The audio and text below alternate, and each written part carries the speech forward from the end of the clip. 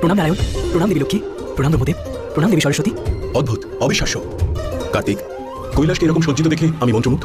এই সবই মাতা পার্বতীর জন্য নারায়ণ। উনি আমাদের জন্য, এই সংসারের জন্য কত কিছু করেছেন। তাই আমরা ভাবলাম আমরা যদি কৈলাসকে সুন্দর করে সাজিয়ে ওনাকে খুশি করতে পারি। আসুন কুমার, সব অতিথিরা এসে গেছেন, কিন্তু এখনো ভোজনের ব্যবস্থা হয়নি। কি করা যায়? নন্দী, পৃথিবীতে এমন কি কোনো সমস্যা রয়েছে যার সমাধান মাতার কাছে নেই? ধৈর্য ধরো, মাতাই সমস্যার সমাধান ঠিক করে নেবেন, শুধু তুমি দেখতে থাকো। দেবী লক্ষ্মী, সমুদ্র মন্থনে মুখ্য ভূমিকা পালন করার জন্য আমরা দেবতারা আপনার কাছে কৃতজ্ঞ। যদি আপনি না থাকতেন তো কখনোই আমরা দেবতারা পুনরায় সমৃদ্ধি লাভ করতাম না।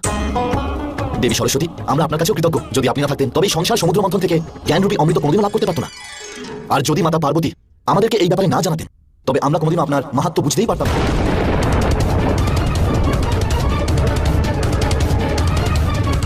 কার্তিক, মহাদেব এবং মাতা পার্বতী কোথায়? এখানেই আছেন দেবরাজ।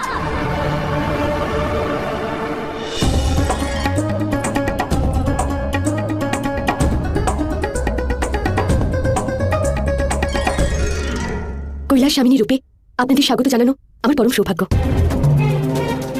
এখানে উপস্থিত সমস্ত দেবতাগণকে আমি বলতে চাই যে এই সবই আপনাদের ভালোবাসা আর শিব শক্তির উপর আপনাদের নিষ্ঠার জন্যই হয়েছে, যা আমাকে আর মহাদেবকে সংসারের বুকে আসা ভয়ঙ্কর সমস্যার সম্মুখীন হতে সক্ষম করেছে। যদি এই প্রেম আর ভালোবাসা সমস্ত লোকে স্থাপিত হয় তাহলে কোনো সংকট, কোনো বিপদ পুনরায় এই সংসারকে আক্রমণ করতে পারবে না। কে ভাবতে পেরেছিল মানব জাতিতে জন্মগ্রহণ করে আমি মহাদেবের অর্ধাঙ্গিনী হতে পারবো? কৈলাস আমার নিবাস হবে আর আপনাদের সবাইকে আপ্যায়ন করতে পারবো। আজ আপনাদের সবাইকে ভোজন করিয়ে আমার মন প্রসন্ন হবে। ভোজনেরই তো সমস্যা রয়েছে মা।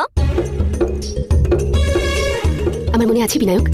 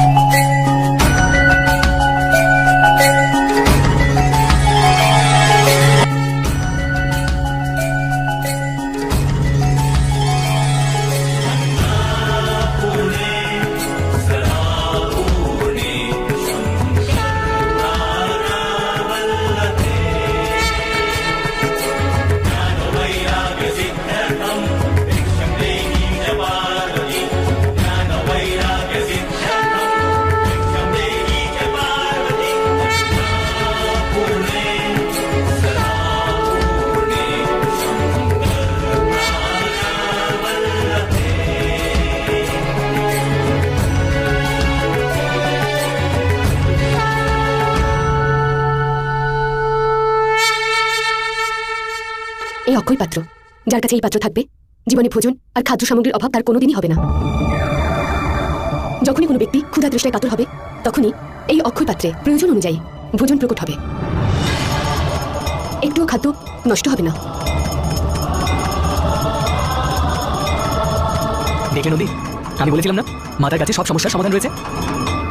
পার্বতীর এই রূপ অন্নপূর্ণা নামে পরিচিত হবে। মাতা অন্নপূর্ণা, মাতা অন্নপূর্ণা, মাতা অন্নপূর্ণা।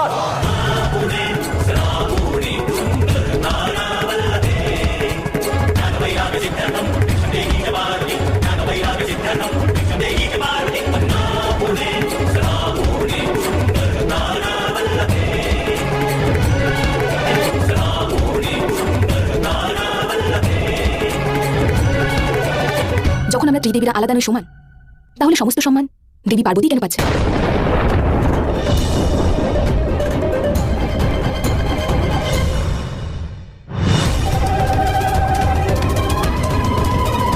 আর অপেক্ষা করতে পারছি না, তাড়াতাড়ি মাতাকে দর্শন করে এই নৈবেদ্য ওনাকে অর্পণ করব।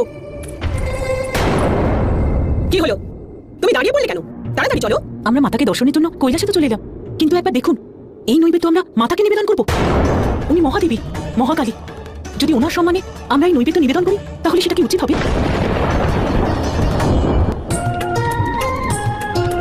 তখন হয়তো ত্রিদেব এবং ত্রিদেবীও তার উপর প্রয়োগ করে ফেলেন। দাঁড়াও,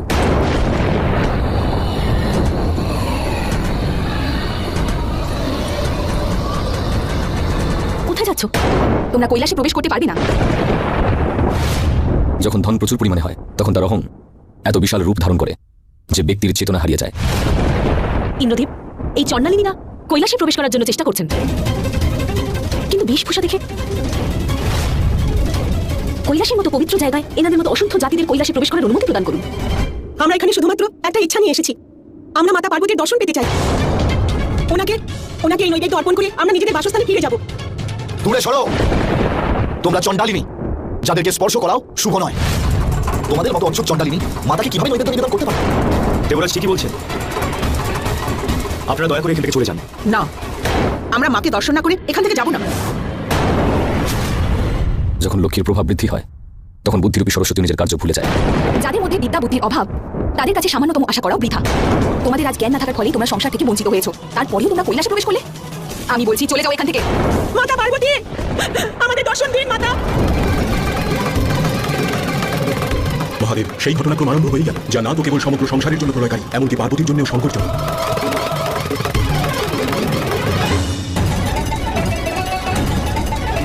মাতা, নন্দী, কি হচ্ছে এখানে? এত চিৎকার কেন? দেবী পার্বতী, আপনি এই বিষয় থেকে দূরেই থাকুন। আমি আর দেবী লক্ষ্মী আছি তো, এই চণ্ডালিনীদের আমরা কৈলাসে প্রবেশ করতে দেব না। আপনি নিশ্চিন্ত থাকুন, এই নারীদের মধ্যে জ্ঞানের অভাব রয়েছে, তাই নিজেদের সীমা লঙ্ঘন করে কৈলাসে চলে এসেছে। এখানে এসে এখানকার পরিবেশকে নষ্ট করার আগে একবারের জন্যও এখানকার পবিত্রতার কথা ভাবিনি এরা।